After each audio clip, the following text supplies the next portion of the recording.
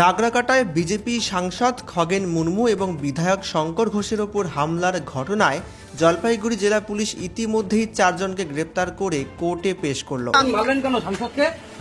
তাদের নাম হলো আকরামুল হক, গোবিন্দ শর্মা, শাহানুর আলম এবং তোফায়েল হোসেন।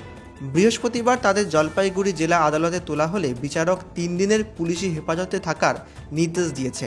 এদিকে এই মামলায় আরও এক ব্যক্তি এতোয়া ওরাওকে গ্রেপ্তার করেছে পুলিশ। তাকে শুক্রবার কোর্টে তোলা হবে বলে জানা গেল।